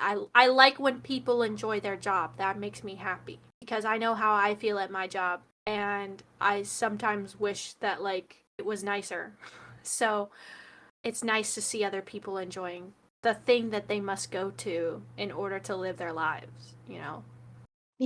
So yeah. And the reason anybody becomes a pro wrestler is because they love pro wrestling. It is always super, super lovely to see people go out there and they just enjoy pro wrestling. It's like it doesn't Yeah, even feel like a job to them. It's just them. They go out there and they have the match they always dreamed of. You love to see it. yeah, it makes me happy. It's very good. Mhm. So with the actual match, it was crazy. Hey, can we talk about Cope's entrance? We can. We can. Okay. He came out in blue and white gear, which like completely blew out of the water the other one that he wore it at I don't remember if it was WrestleMania or but it was one of his last ones. I think it's the one that Sammy put up for auction for Sammy for Syria or whatever with like all of Cope's like signatures and stuff on it. Um like it was even better than that one and I liked that one too. Um but yeah, blue and white, you'll always get me with blue and white. It had like Toronto like Maple Leaf stuff and whatever, hockey. But Yeah. I love the color. I love the colors. He always wears his dusters too. So that's always nice. But then, so they played his music, right? And they played it Mhm. until he got all the way to the ring, and then they cut off his music, and the crowd was singing his song, and they knew the words to the song. I don't know the words to that song because I haven't been watching pro wrestling, but so it's not like a big deal to me. But like holy shit, they sang his song. It was one of the main things I love about seeing Copeland in person is the fact that I get to sing along to Metalingus. Like, I get to scream it at the top of my lungs while that song is playing and he's making his entrance. The fact that the entire arena just kept going because they probably, like me, had Metalingus on their playlists ever since Copeland started with that theme, which I will go on record saying is the greatest theme in pro wrestling. Metalingus is the greatest theme in pro wrestling. You can quote me on that. I'll never go back on Mhm. that. Mhm. Um, and they all they love him so much, and he is a lovable dude. They love Yeah. him so much. They just kept singing his song. And I'm like, "We need to do this for the rest of his tenure now." Yeah. Um I think he really I think he did a good job so far with his run, like endearing himself to even the most casual of people or like newest of wrestling fans because when he started, Hmm. bro, I think I just heard gunshots, bro. Uh-oh. What time is it? I'm just taking note of the time. 11:33 p.m. Okay, just in case anybody yeah. But anyway, um so look, I live in Houston. What do you want from me? So, uh what was my point? The Tunnel Talk girls were not really like sold on him like the first like month or so, and they don't know Adam Copeland, right? They don't know Edge. They did not they have not watched a lick of WWE. So it was really nice to see how he's slowly like endeared himself to them as fans, like it really honestly did make me happy to see them like in the group chat being like, oh my god, like I'm gonna cry, and shit, like, oh, this was really nice and this was really cool and it was really nice to see this happen for Edge and Christian, or Cope and Edge, that Cope and Christian, it was just really nice. It was good. It was good stuff. So, Yeah. so Yeah. I'm just happy. I'm happy with him. Yeah, Yeah. As it's good. somebody who's watched a ton of Edge and then is now getting to see Adam Copeland, it's been nice to see people be endeared to him for the first time. 'Cause it's like, I knew it was going to happen eventually. 'Cause, like, even I was like, "Okay, it's taking him a little to hit his stride in this brand new company," which makes sense, he's been in the same one for, like, 15, 20 years, so I knew it was gonna be an adjustment period. And we're all It is so hesitant to nice. like people that come from WWE. Jeez, that are okay. kind of older vets. Okay. That I'm is just 3 saying. times this podcast. I'm sorry. I won't bring him up again. You're on probation. Sorry. I'm just kidding, you're good. I'm in jail. I'm in jail. I'm in the brig. Madge put me in the brig. You're in the gulag. I don't even know what that is. It's a video game term. You're not even technically Oh. in the gulag because it's like what happens when you, like, get, like, shot in a first-person shooter game and then your player goes down. It's like a place where you, like, wait to be let out of, and then you can play again. So that analogy doesn't really work, Oh! but yeah. Oh, okay. Yeah. I know what you're talking about. I know what you're talking about. Mm, I got you. yeah. So, yeah, it's been It's nice a watching lobby. everybody get endeared because I knew it was going to happen. It's just nice seeing everybody have it happen. It is. Yeah. It's nice. I'm happy. Mhm. So now we can talk about the match. Now we can get to the actual match. So, it starts off it starts off, like, in the ring, kind of, and then it quickly just gets out of hand. Like, they're ducking they went into they The went into hockey the women's shirts. bathrooms. Oh, yeah, they did the that's right. So, they went into the crowd. I think it was Christian ran away, right? It was what? Christian ran away Yes. into the ring, And Cope followed into him out. the stands. Cope followed. He took off hockey jerseys from 2 fans and put Yes. one on Christian. Cope took the shirts off the fans, put one on Christian, the yellow one. Forgive me, I don't know hockey teams. And then at Cope took the blue one. And Yes. then they just start beating each other up. The crowd goes crazy for it. I'm sure it's a great reference. I'm sorry, I'm just American. Yeah, And I'm sure it was like obviously the blue one was Toronto, right? And I'm assuming Maple Leafs, right? Cuz I know those things go together. And then possibly. the yellow and black one must have been from wherever Christian's from and is probably also like in like full blood feud with the Toronto Maple Leafs or something. Like I'm sure that's the reference or something like that. But I just found it hilarious to hear the entire crowd absolutely pop for that shit. Like that was fun. So, It like was. I got it. I got the joke. I got the joke.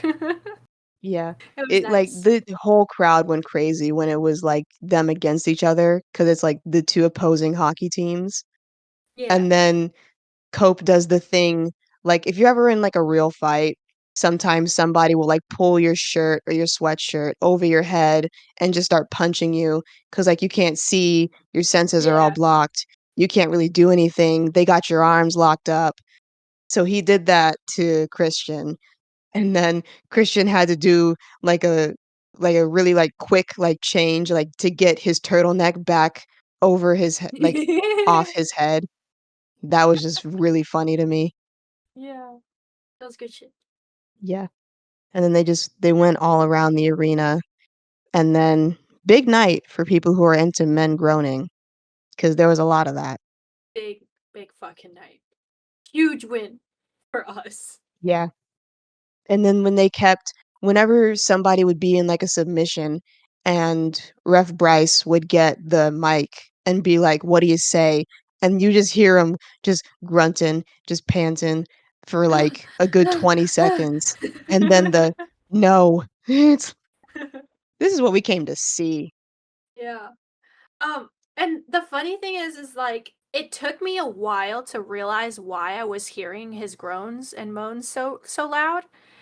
And then I remembered I was literally at an I Quit match in December for Final Battle between was it Ethan Page and I don't know who it was with, but it was an I Quit match and it was like oh, Johnny Nitro was no. No, He's that Johnny wasn't it. TV in AEW, but is that not the opponent? No, I don't think it was. He was there, but it wasn't for that.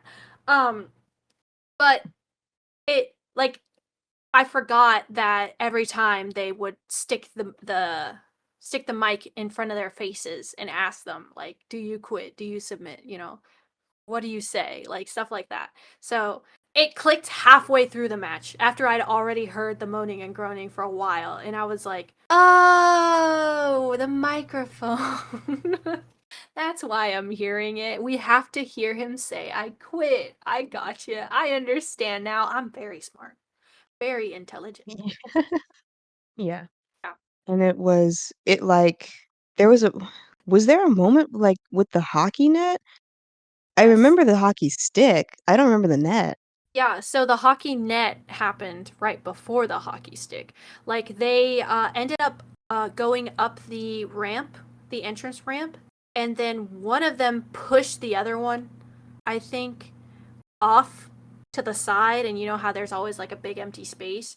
Well, at Mhm. the very end of that big empty space, there was a setup of a goal, like the goalpost, like the little net.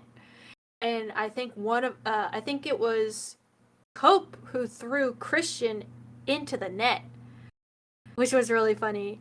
And then that popped me. And then once they got out of it and started coming out of it, Mother Wayne shows up, looking sexy as all hell. Let me tell you. Her And was it, like, she, her cheetah print? Her fit? Oh I my don't god. even, I don't even know. I just know that I need to be that woman's pillow princess. Real. But I can take you away from all this. My credit score is shit, but I can take you away from all this. so she's the one who grabs the hockey stick, and I think she starts bashing on Cope with it or something. Oh, she hits him No, in the balls with she it. tries. She tries. Oh, she hits him in the balls with it. Yeah, I do remember. I thought, I thought Christian ended up. No, cause she snuck up on him from the back. He Okay. does, like, he, like, takes it from her after, like, cause he's, like, doubled over in pain, and then Christian hits him in the back with it. Okay. Yes. Okay. And then I Yes. think Cope gets it back, and then he starts hitting Christian with it. Yes. Um, the end of the match is kind of fucking insane to me. I don't remember who all was there, but a bunch of people showed up, right, to Oh, help yeah, yeah. Adam Copeland. Danny was there. Uh, Daddy Magic was there. Luchasaurus and Nick Wayne come out, right, to help also Yeah, to help Christian, right? Yeah. yeah, And all I remember is Christian ends up in handcuffs. yeah. Somewhere along the way, he gets handcuffed to the ring. I don't really know where, cause so much was happening, but he gets handcuffed to the ring, and then Cope goes to, like, the underside of the ring, and he pulls out Spike, that Uh really huh. big thing covered in, like, nails, like, 4 4x4s just put together and then just embedded with, like, 100 nails. Like, "Okay, Aries." Like, "Alright, I see you." Right? I thought that was a nice touch. Yeah, and so he hits Christian in the balls with Spike. And unfortunately for that man, fatherhood is over. You had your kids, babe. Fatherhood is over for Christian Cage because that man got hit in the balls and then he said I quit. He had enough. He's like, "It's over for me if I continue this. I will no Yep. longer be the patriarch if this goes on any longer." Yep. He will have to adopt. For real. That But yeah, that was good. That was good. It was was a a fun fantastic match. match and a great, great main event. This was overall a really good Dynamite. Yeah, it was a good Dynamite. Um, I forgot I forgot one thing. So the lower third, Cope's lower third, said ex-TNT champion when he came out, which I Yeah, thought was I remember so you pointing that out. stupid. Well, It's they don't like he have was champ hangmans, for they a need to pick minute. on somebody. They need to pick on an Adam. They just have to. It's Yeah. if the graphics team doesn't pick on an Adam, they'll die. Yeah. Yeah, so they said ex-TNT champion, and then at the end of it, obviously, it says, "A new TNT champion," which Yeah. was very funny. It was very cute. But yeah, the confetti came out, that drops the bit rate on the TV. It was great. Uh, and then and Rampage starts like immediately after that. Um, Yep. it had it had Jay White on there. We got to see Jay White, which was really nice. We got to see He my was in JJ. Florida. He was in Yes. Florida. He didn't come up north to Canada. Um, I wouldn't either, sweetheart. Cold up there. especially right now. Uh, but yeah, it was actually the Guns talking first. They were in Jay's pool at his house, and they were, talking about whatever. I don't really care nor remember what they were saying, because I was paying attention fully to the man in donning all white in the background with a white sun hat and cowboy boots who was watering his plants. That Which took just so all of my happened, attention. yeah, which just so happened to be DJ White. So, yeah, I don't know what they said. And then he turned around and he started talking. And then he pulled a golden bat out of nowhere, which is obviously Sting's bat that he spray painted gold because it's Bullet Club gold, which I just think is fucking. It's one of those like little details that I really really enjoy. It's like, yeah, if you're gonna steal somebody's bat, you're gonna take possession of it in a way, that will make it yours now. So he painted it gold. I like that. It was nice. Yep. Um, His promo was pretty much just like harshing on Darby because his foot's broken, so he can't climb Everest. That was literally it. That was from the guns yeah, too. yeah. I think he also said something about "I saved you," which he did. Yeah, he talks about, yeah, I saved your life. You could have died on Everest. I broke your foot, so now you can't do that. And I'm like, with Darby's luck, he'll be up and down in 10 minutes. Like, what are we talking about? He survived falling through glass from 20 feet. He'll be good on Everest. Yeah. Um, but yeah, immediately after that, we got Max Caster and Anthony Bowens came out. Uh, Caster immediately said, cut my music," which made me absolutely insane because I was like, "Oh, I miss Max. Me I miss too. Maxwell." And my brother said it too. I He was like, "Oh, I miss Max." I was like, "Yeah." We're in withdrawals. We missed the little one. One of like 5 people who miss. I don't care. He's another you could never make me hate you. I don't Yeah, care. me either. I Yeah. don't care about your gripes with the way his run happened. I miss him.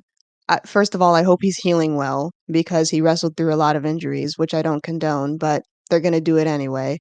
So I hope he's healing well. I hope he's having a good day. And I miss you.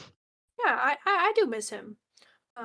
Yeah, I miss him. But let's continue this trait of absence making the heart grow fonder. Um, but yeah, basically after that, so Caster didn't rap. He cut a promo, but the promo was like in this weird, like he had sort of a rhythm, except the rhythm wasn't good because Yeah. there was no music to it. So it's like he wanted to rap, but you could tell that he was trying to cut an actual promo, but obviously like the rapping part of his brain was trying to take over while he was doing it. So it Yeah. kind of It's like was he was iffy. Yeah, he was trying to be serious, but it's like he's not good at that because he's literally only rapping when he has the mic. So it's like, Huh. no, this is serious time, but I'm still gonna talk as if I'm rapping, but there's no beat, so it sounds weird. Yeah. So uh Bowens kind of saved that promo, I think, Oh yeah. because it was not that great. But I mean, if it's his first time off the mic, like on the mic, off of rapping, I can kind of understand that. It's like, okay, you didn't feel comfortable doing this. He was mad about Jay White betraying them. I don't really remember much else about it. But Bowens then he like got on the mic and he kind of had amped up, and made it kind of saved it pretty much. He saved it. Yeah. Yeah. I can't really say anything because I don't remember shit. I don't remember shit about the promo. It Um, was yeah, it was like you described, they were just mad at Jay White, so it was just riffing off of that for, like, a minute or 2. It was a promo. yeah, that was a promo. That was fine, I guess. Um, Yeah. So then after that, we get best friends, Orange Cassidy and Trent Beretta because Chuck is still not cleared versus Hobbs and Fletcher. And it's like every single time for me personally, I see Kyle Fletcher stand next to anybody, I'm like, what the fuck are you so tall for?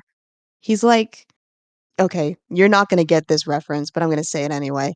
He's like the Joe Burrow of AEW, where he's deceptively tall. Joe Burrow is 6'4", and he gives you the energy of a man who's 5'11". It's like, you because Kyle is like 6'5", I think, and I'm like, you don't need all that. You were good at 6 feet. That's your energy. That's where you should be. you know who's also deceptively tall to me? Hmm. Kenny Omega.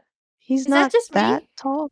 He's 6 feet. He's Yeah, he's 6 foot, but something weird about 6 foot. Like the first time I ever saw him live, and I was next to the ramp. Like I was two people from like that front bit of the ramp. And I saw that man come out and I was like, why do you look bigger than I envisioned you? I don't know, it was just weird. He gives me an energy that's smaller than 6 feet. I don't know. Fair. I would say if it weren't so easy for me to be 6 feet tall, I would understand the kind of, "Whoa, you're, like, really big." Yeah. And I'm Yeah, often 6 feet tall because I have an affinity for platforms. fair. Yeah. So, yeah, overall, that was a really good match that they put on. Um, it kind of, With best like friends. yes, with best friends. It's like there's a certain rhythm that Rampage matches have. This was like a perfect encapsulation of it. It was, like, hard Mhm. hitting, it was fast paced, but it wasn't like there was, like, no lulls to it, really. It was just, like, Mhm. action, action, action, action. Yep. Yeah, I enjoyed Fletcher bleeding for the mouth. Yeah, I saw you going a little feral over that one. Yeah. I don't have feelings for Fletcher. He's like one of those like he comes to me as an old friend with whom I once picked apples in Papa's orchard kind of vibes. He gives me those vibes. And what? You I know what am I'm talking about, right? You've never can't seen say that this? I do. Where did It's a that come meme. from? It's a meme.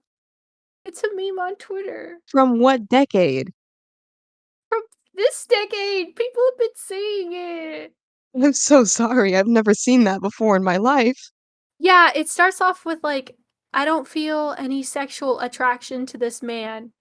He comes to me as if he were an old friend with whom I once picked apples with in Papa's orchard. That's what it is. That's who Kyle Fletcher is to me. That is that is so Huckleberry Finn. Like, that's like classic literature. That's yeah. That's what I'm You have to saying. send me that one because 'cause I've never seen that before in my life. There's a couple of them. I don't know which the original was, but there's a couple of them now, like people made it like a meme. So, um yeah. That's who Kyle Fletcher is to me. Sorry. Okay. Like the bleeding, like that made me go, "Oh, okay. Neuron Interesting." activation. Yeah. Um Overall, good match. Very good match. Banger. It went Yeah, by quick. Um it did. uh the next match went by even quicker because it was Shibata and a jobber. And Shibata just fucking kicked this guy's ass and then it was over. Yeah. He just the guy got in maybe, like, 2 seconds of offense, and then it was all Shibata, and that was Yeah. all she wrote. hmm And then Takeshita versus Rocky was also pretty fast, I would say. Like, but it was good. It was a good match. I don't remember any of it, but it was a good match. Yeah. This was the point where my stream died officially because Sling is awful. Um, hmm like I kept trying, like I closed it, opened it. I restarted my computer at some point and it's like, nope, we're just not going to start. And I'm like, okay, great. Guess I'll just go fuck myself. Yeah. So I watched the YouTube clip of it that they have on AEW.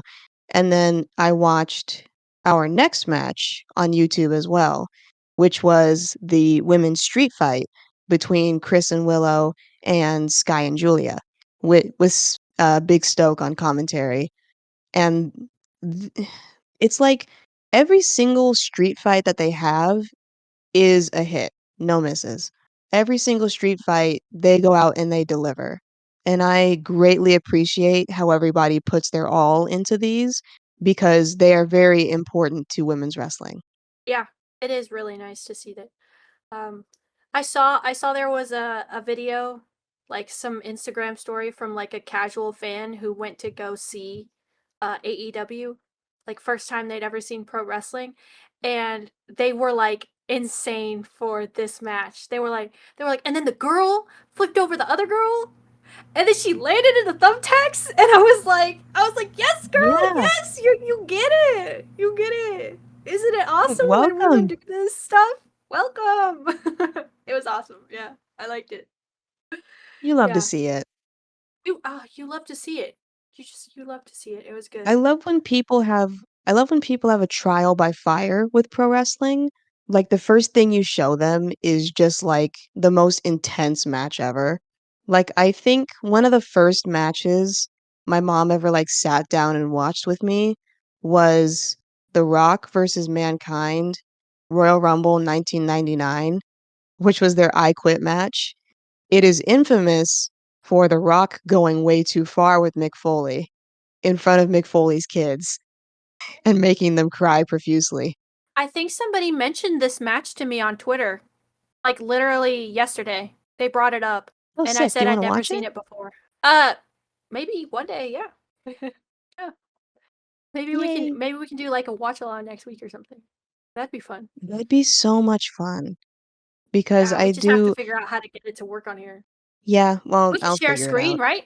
We can share a screen. Yeah, yeah, That should work. I can pull up Peacock on my laptop and we can just watch it. Okay, cool. Nice. Okay. We will schedule that later. Let's get back to the wrestling. Yes. So it was okay, I lost my train of thought entirely. Jesus. Alright, so we had I like how you put Stat and Gill. So they were in all white muscle tees, little like white like jogger pants, kind of like camo Mm-hmm. pants, but they were white. Mm-hmm. Um, all white fits. Julia and Sky matching red and blue bra fits. I really enjoy the color coordination. I enjoy them having like official like tag teams instead of just like throwing people together and saying, "Here, have a fight." I like that they're acting like tag teams. I love that. Yeah, it's really nice. And even though we don't have like women's tag titles, it's still nice to see that like the women enjoy teaming with each other and having good matches. That's really nice. I like that. Yeah. Yeah, it was just from, like, beginning to end, it was just, like, go, go, go, go, like, spot after spot after spot after spot, which is what a street fight should be, definitely, Mhm. and then it, like, hit, like, a fever pitch at the end of the match, like, once like, they started bringing out chairs, they started bringing out, like, the kendo sticks, and then I think when Sky hit that code blue to Willow on the announce table, from there, it was like, "Okay, throw it all into the fucking fire. We're going and we're gonna end hard here." So she hits the code blue, uh, to Willow on the table goes down, Willow takes the bump like a champ. And then we have Chris in the ring. Sky gets Chris is like kind of down and out in the ring. Sky goes and gets the tacks. She empties them out in the corner. She goes and grabs Stat, hits her in the tacks with a code blue. Oh my god. Oh my god. It was so cool. It was awesome. Actually, if I remember correctly, Chris is the one who pulls the tacks out. I feel like it was her, and she went in them. Because That isn't would that make kind of like sense. the rule? Isn't that kind of like the rule? Like you set it up, you're the one who goes through it. Yes. I uh, think that honestly might have happened as well. yeah, and it was 2 bags. I remember because I remember going in the Discord while everybody was watching. I remember going the communal bag of thumbtacks, and then she brought out another one, and I was like, another one.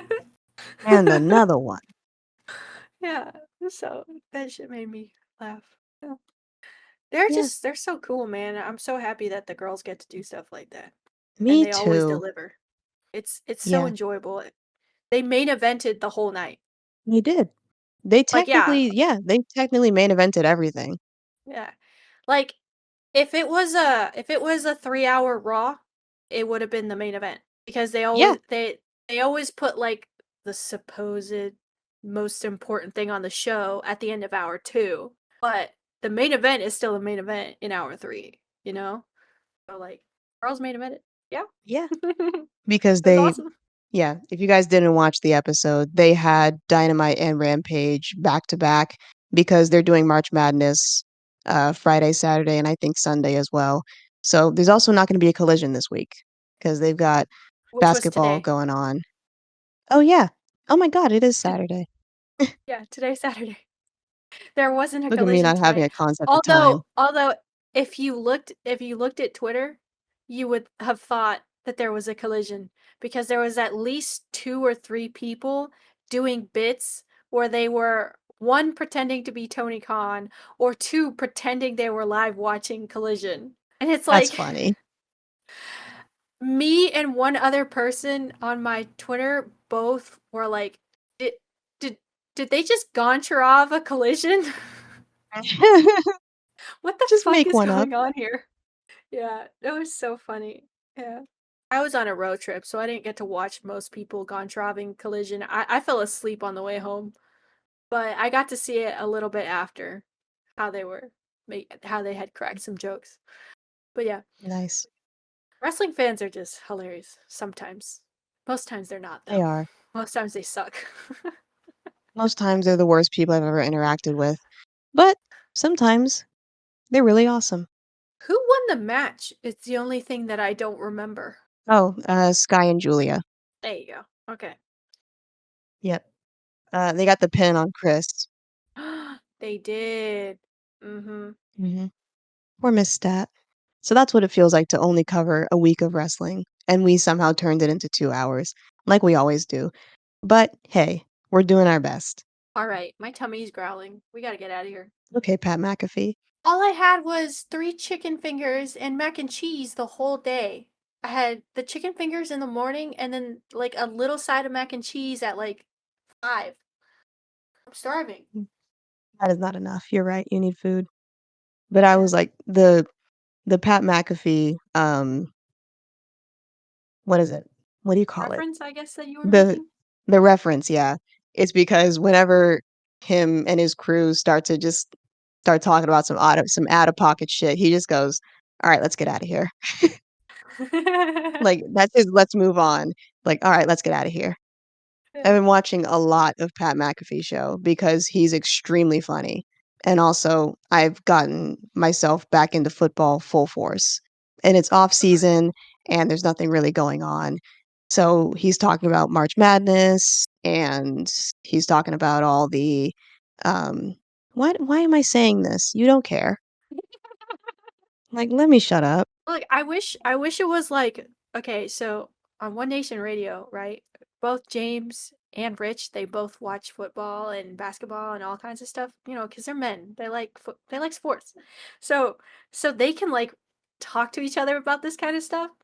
I'll spend like they'll spend like the first 20 to 45 minutes talking about sports before they even talking about wrestling sometimes, and I'll just sit there like, yeah, nodding along, like, yeah, I get it. I understand what's going on here. Yeah. Like That was I me right want now. to I want to Yes. sit here and talk to you about the intricacies of Chase Young signing with the Saints, being away from Nick Bosa, and it being a repeated cycle of them only getting to have a season playing together, but yet they're so intertwined. You don't know anything about that. I don't. I don't, and I'm so sorry. I'm so sorry. That's okay. My It's all apologies. to their own, to each their own. I was just talking to my football friend. So the Kansas City Chiefs, the Super Bowl champions this year and the last, and 2020, just traded one of their greatest players for literally a pack of fucking gum to the Tennessee Titans, who is like bottom of the barrel team in the NFL. And I'm like, so they traded him for a fifth round draft pick and a seventh round draft pick. Not even a fucking first for your best cornerback. It's like, now who is Trent McDuffie gonna play against? Gonna play off of? Like, what are we doing? What's wrong with you? That's another thing you know nothing about. All right, let's get out of here. All right. We hope you've enjoyed this episode of your Emotional Support Wrestling podcast. You can find us on Twitter at ES Wrestling Pod. You can find Mads there specifically also because she deleted her personal. So, yeah. Yes. You can also find us at Tumblr at Emotional Support Wrestling. You can find us on Blue Sky at ES Wrestling Pod. And you can email us if you'd like. Pretty please, with cherries on top, if you would like us to talk about something, to say something, to watch something. Hell, fuck it, I don't know. You can email us at eswrestlingpod@gmail.com. I realized after I listened over to the podcast last time that you just said eswrestling@gmail.com. So I just want to make that Oh clear. no. eswrestlingpod@gmail.com. Please come say hi to us. All right? With that, I guess that's it. I guess we're done. We'll see y'all later. Bye. Bye. Yay, we did it. Hold on. Hold on. I'm never gonna stop saying that.